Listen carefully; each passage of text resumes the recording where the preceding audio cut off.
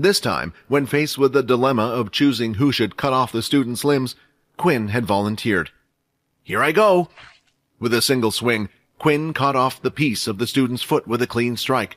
This time, however, Vorden immediately moved towards the amputated area and started to place his hands just above it. As he did, it began to heal far quicker than it normally would. "What's that?" Peter asked. "I decided to head to the nurse's office, faking that I had a temperature.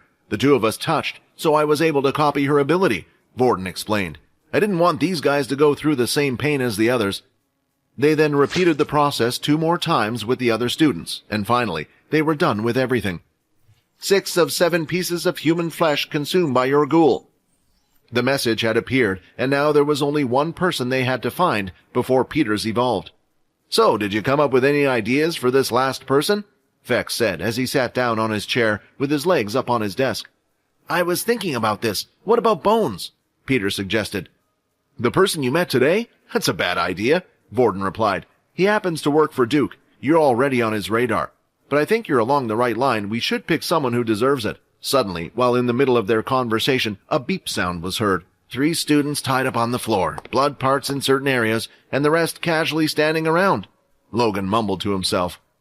Logan had arrived in front of the door earlier, but he had decided to continue to listen in on their conversation.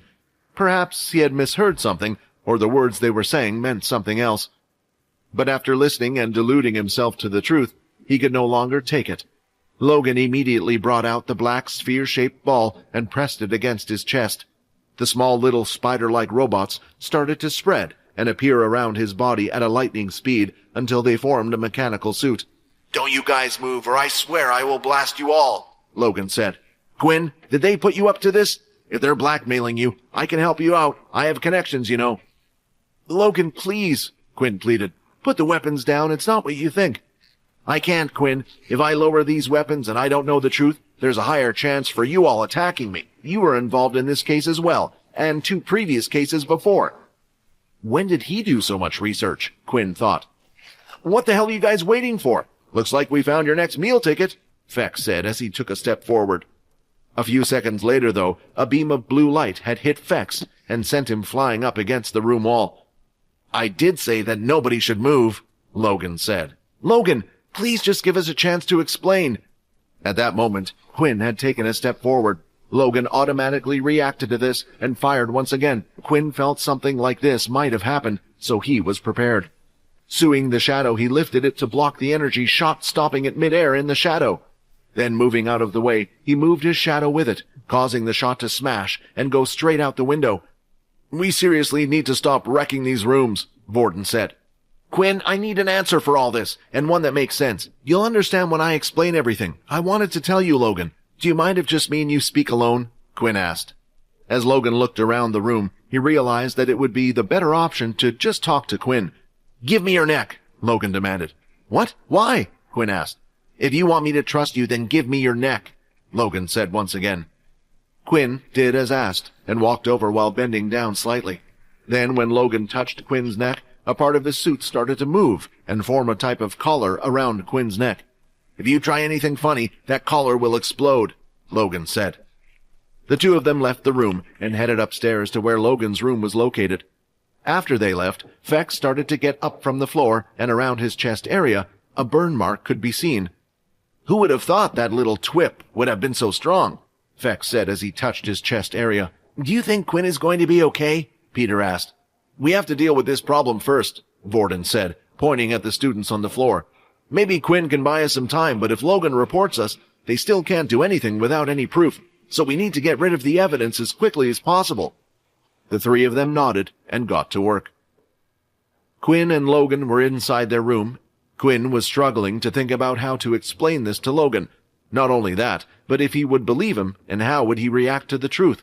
While deep in his thoughts, an unexpected voice in his head was heard. "Let him touch you again," the system said. "His ability, I think I've figured out what it is. If you touch me, then it will allow me to speak to him. Logan, if you touch me, then the system will be able to explain everything. It will all make sense." "I'm putting my trust in you one more time," he said, as Quinn went over with his hand held out. When the 2 of their hands connected, instead of normal system message, Logan was able to speak clearly to the system. The system was then also able to show images of everything that had happened to Quinn so far, including all of the conversations they had. Then, after a few minutes, Logan let go of Quinn's hand. He then raised it and touched the collar around his neck, removing it, before sitting back down in his chair. "What happened?" Quinn asked. "I understand why you did what you did, Quinn. I can't blame you, because in a way it was the only thing you could do." The two of them sat there for a while. "You know," Logan said, "I can help you with your problem." "Problem?" "Getting the human flesh. There is a way," Logan replied. "I propose we all head upstairs to my room, because I have a solution to your little eater problem. Follow me." Logan left the room, and Quinn followed behind, while signaling to the others that it was all right to do so. "You guys can go ahead without me," Fex said. "I've done my part, so there are no more favors in between us." The boys, except for Fex, had finally made it into Logan's room, and made sure that the door was firmly shut behind them. "Are you sure this isn't all a trap, Quinn?" Logan whispered. "I don't know," Quinn replied. "He hasn't told me anything yet, but I trust him. He helped me out with the watch and knew about my shadow abilities, yet still didn't tell anyone." Logan then logged into his computer as usual. "The problem is that you need a fresh piece of human meat, correct? So going to the cemetery is not an option," Logan explained. He then went on to a certain site. It looked exactly like the marketplace where Quinn had gone on to buy his equipment. "I will introduce you to a whole new world you probably didn't even know existed," said Logan. "We call this the Dark Marketplace. It contains items that aren't allowed to be sold in the regular marketplace. It even has a request board, one that can evade the eyes of the government." "I've heard of this before," Borden said, "but I had no clue how to access it." Logan then typed into the search bar, and straight away what they were looking for appeared. The words could be seen: "Fresh human flesh available now, cut less than 24 hours ago." Quinn started to read the description and found something strange. The item had been shrunk, wrapped, and filled with nitrogen to keep it as fresh as possible. It had also been dried of all blood, so the customer could only get the flesh itself. "Logan, could you check for me? Is there any way to get blood?" Quinn asked. Logan did a quick type, and to his surprise the screen said, "No results found."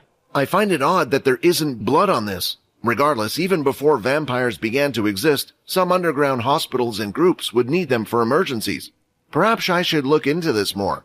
Logan continued to ponder on the subject. "So, are we able to order the flesh then?" Peter asked. Yes, I'll do that for you now," Logan replied. In his room, Logan had a teleporter receiver for packages.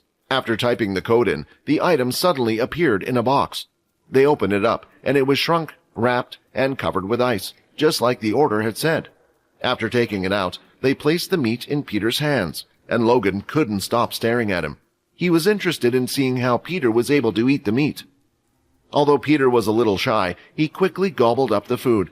When he saw that it was similar to an animal eating meat, Logan lost his interest once again. 7 of 7 different pieces of human flesh have been consumed by your ghoul. Quest complete. Evolution process will begin." A loud groan could be heard from behind him. "Peter, what's wrong? Are you okay?" Borden said, with a worried expression. Peter was clutching his tummy with both hands. He felt like a fire was spreading out from that point all over his body. "Guys, give him some space," Quinn said. "He's evolving. I don't know what he'll turn into or what's going to happen to him next." All of them stepped back to give Peter some space. The groans coming from Peter were getting louder, and he started to shake all over. As they nervously watched Peter, they started to see visible changes in his body. His skin began to shrink and tighten and turn white all over. He didn't look sick or weak. The scene reminded Borden of what Quinn had looked like before his evolution into a full vampire. At the same time, there was something that was worrying Peter a lot more right now. His heartbeat was starting to slow down. With the pain on top of this, he thought perhaps he was dying.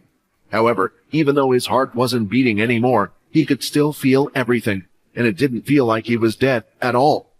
Then finally, his heartbeat had stopped entirely, and at the same time so did the pain. "Congratulations! Your ghoul has successfully evolved into a wight. Blood ritual skill has evolved. 1 of 3 slots remaining for the cursed family." As Peter stood up from the floor, his face looked more sunken in than before, and his skin was slightly paler. "Tell us your age, name, and where you are," Logan shouted. "I don't answer to you," Peter snapped. "I will only answer to one," he said, pointing at Quinn. Quinn then repeated the question. Peter Chuck, 16, and we are inside Logan's room, sir. Satisfied with the answers, Logan put his hand down, but also made sure not to take the mechanical weapon. Inspect. Name, Peter Chuck. Race, wight. Stats will correspond with creator until it reaches its limit. Seeing the last bit of information had given Quinn a surprise. This meant right now that Peter had the same stat points as Quinn. He was just as strong and just as fast. What is a wight, though? Quinn asked. An undead creature which is fast and sneaky in the night. They are best used as a form of an assassin. Wights have a high level of intelligence, similar to humans, although their personalities could not be said to be the same. They are lawful to their creator, but once they see someone as their enemy, they will do everything in their power to get rid of them. Wights are immune to poison, sleep, paralysis, mind control, and diseases. They also contain a skill that will allow them to turn a killed victim into another lesser wight. 0 of 2. Is everything okay? Do we still need to feed him human flesh? Vorden asked. It's all right. Peter, you are no longer a ghoul. You're now something known as a wight, Quinn replied. After explaining everything to Peter, he finally understood why his heart had stopped beating. He was an undead creature, no longer alive. Everyone in the room could finally relax and sit down. It was finally all over. But there was one upcoming situation left that they had to deal with. That was worrying him about this. His next meeting with Duke is in a few days. I have a question, Vorden said. How did you figure out what we were up to? I planted a listening device into Peter's wristwatch when you asked me to make adjustments. I felt like you were hiding something, so this was the best cause of action. It's okay. Logan, are we still friends? Quinn asked. We're friends? Logan replied with an odd look on his face. Of course. Friends help each other out, and you've helped me more than ever, Quinn explained. Well, if that's the case, this seems to be a one-way friendship, since you haven't helped out with anything at all yet, Logan replied. You're right, Quinn said. I haven't helped you when you helped me so much. You know that briefcase from before? Well, my system says it was made by Richard Eno. The biggest worry looming over their heads had finally disappeared, but that didn't mean they were completely in the clear. While Vorden and Peter had decided to go back to their rooms, Quinn decided he would go visit the girls and update them on the situation. After a knock on the door, he spoke through the door to confirm it was him, and the three of them then went for a walk down the hallway while Quinn explained everything that happened. So, he won't have to eat humans anymore, and there is no need to get involved with that Fex kid again? Good, Aaron said. Still, after Quinn had told them everything, Layla could tell that something else was on his mind. What's wrong? Is there another problem? She asked. Quinn then proceeded to tell them the situation with Duke, how they desperately wanted Peter to learn the level 4 Earth ability by the end of the week. The major problem was Peter didn't have an Earth ability, and he was too involved to cut ties. Wait, did you say the end of this week, this Sunday? Layla asked. Yeah, that's what Peter told us, Quinn replied. Layla was visibly shaken after she heard this news, but she forced her facial expression to remain neutral. The message she had received from one of the Pure agents was Truedream would be coming at the end of the week. One of the Pure group's biggest targets was Truedream. He was the whole reason why the military was able to keep such a strong grip on everyone. The reason why he was coming, of course, was to take students' abilities from them and add them to his men. And Peter had been selected as one of the targets. The sun had finally risen. A few people around the school had struggled to sleep through the night, and Layla was one of them. Throughout the whole night, she had been pondering how to inform the others. Every term, Truedream would visit a different military base. However, it turned out that he had visited a particular one more often than the others, and that was Military Base 2. This was the reason why Layla had been sent to this place. Something strange was going on with Military Base 2. They hadn't been able to figure out what yet, because so far every agent they sent had disappeared. Thus, they decided to do things differently this time, so instead of sending a grown-up, they decided to send an agent, who was at the age of the draft, a student. Layla had entered the school using false documents. Her family wasn't prominent, but she didn't mind if she was to lose her ability. She had only obtained it for the mission in the first place. The only thing that she didn't want was to end up like Peter and be the military's lapdog. She needed an outside person, where she could observe everything that was happening without getting involved. With all things said, she didn't have to warn them about what could happen, but Layla wanted to. The question left was, how should she go about explaining what she had discovered? The morning combat classes had started, and Layla had wanted to team up with Quinn, hoping she would be able to get a hint on what they were planning with Peter. Unfortunately, before she could even reach Quinn, he had already gone off to Fex. "What are you daydreaming about?" Aaron shouted. The two girls continued to train together using the lake techniques, but a slip in Layla's concentration caused her to drop her guard. She wasn't able to lift her knee in time, as how she would usually during practice, and instead, Layla took a full-blown kick from Aaron to her side. "Ouch!" Layla exclaimed as she dropped to the floor while gripping her side.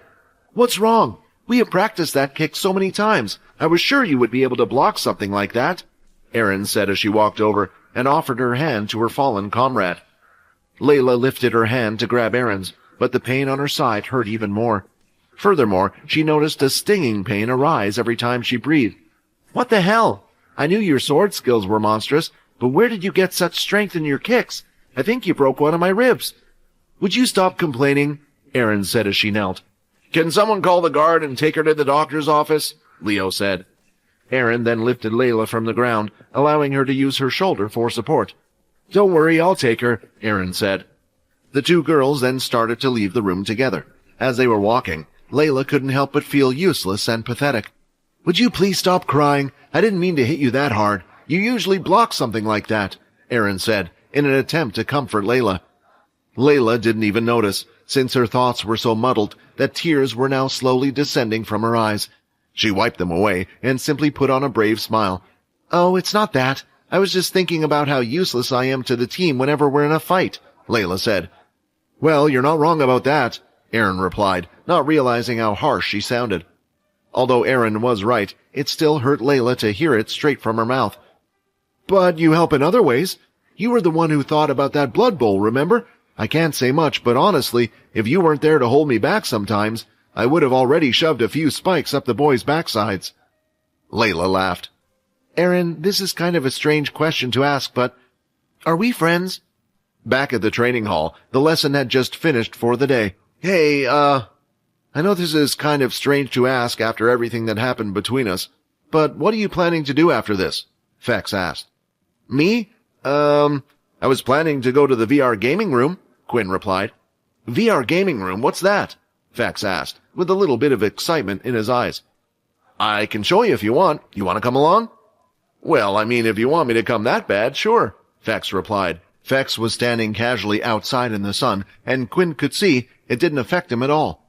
While Quinn had to prepare his trusty umbrella, seeing this, Fex couldn't help but giggle at the thought that Quinn looked like an old man. "What are you doing with that old thing?" Fex asked. "Do you not have a ring?" He lifted his hand, showing the small ring. Quinn was now close enough to see that it did look like the one in his shop.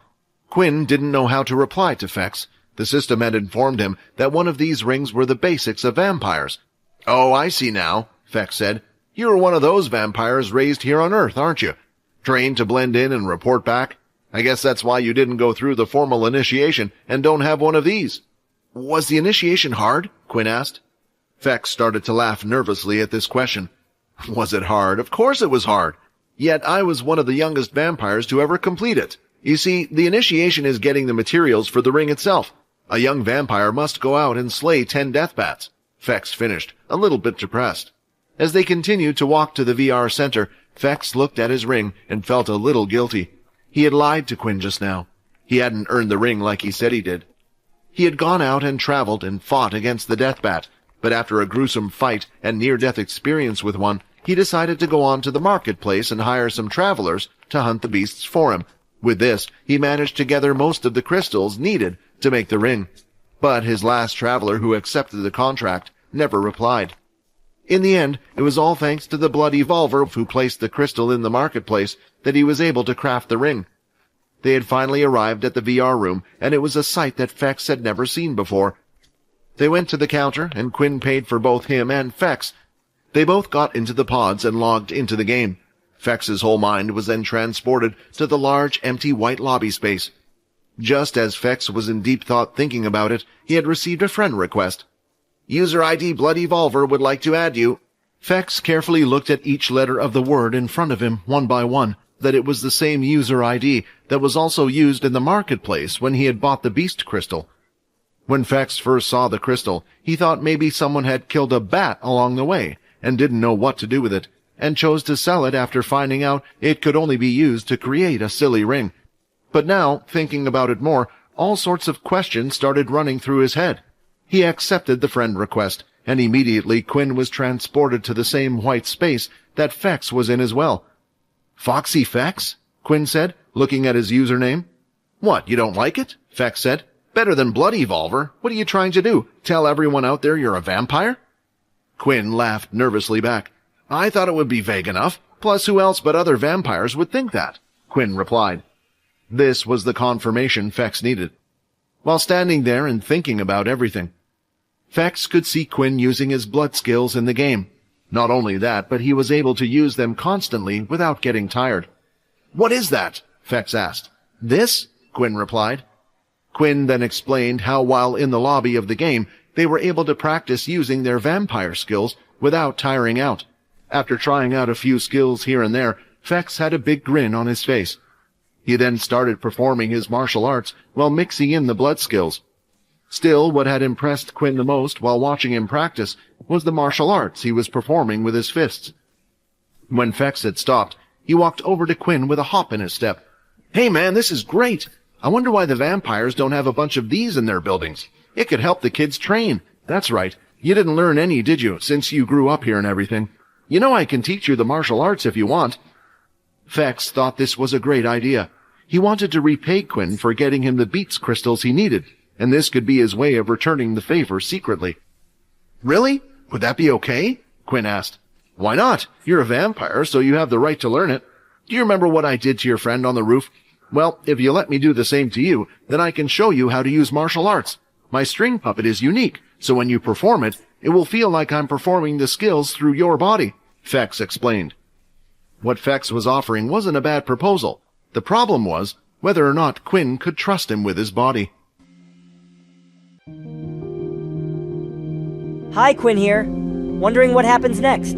If you want to jump the queue and unleash all episodes, click on the link here and install the Pocket FM app.